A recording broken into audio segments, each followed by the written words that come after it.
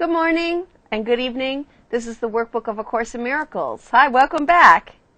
Today we're looking at lesson number 109 in our workbook, and it's I Rest in God. This is a great day today. We ask for rest today and quietness unshaken by the world's appearances. We ask for peace and stillness in the midst of all the turmoil born of clashing dreams. We ask for safety and for happiness, although we seem to look on danger and on sorrow. And we have the thought that will answer our asking with what we request. I rest in God.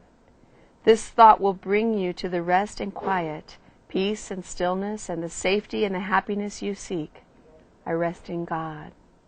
This thought has power to wake the sleeping truth in you, whose vision sees beyond appearances to that same truth in everyone and everything there is. Here is the end of suffering for all the world, and everyone who ever came and yet will come to linger for a while. Here is the thought in which the Son of God is born again to recognize himself. I rest in God. Completely undismayed, this thought will carry you through storms and strife, past misery and pain, past loss and death, and onward to the certainty of God.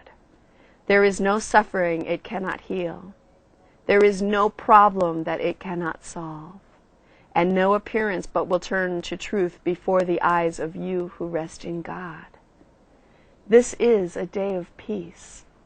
You rest in God, and while the world is torn by winds of hate, your rest remains completely undisturbed.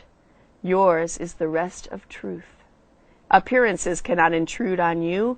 You call to all to join you in your rest, and they will hear and come to you because you rest in God. They will not hear another voice than yours because you gave your voice to God, and now you rest in Him and let Him speak through you. In Him you have no cares and no concerns, no burdens, no anxiety, no pain, no fear of future, and no past regrets. In timelessness you rest. While time goes by without its touch upon you, and your rest can never change in any way at all. You rest today, and as you close your eyes, sink into stillness. Let these periods of rest and respite reassure your mind that all its frantic fantasies were but the dreams of fever that has passed away. Let it be still and thankfully accept its healing. No more fearful dreams will come now that you rest in God. Take time today to slip away from dreams and into peace. Each hour that you take your rest today, a tired mind is suddenly made glad. A bird with broken wings begins to sing. A stream long dry begins to flow again. The world is born again each time you rest, and hourly remember that you came to bring the peace of God into the world, that it might take its rest along with you.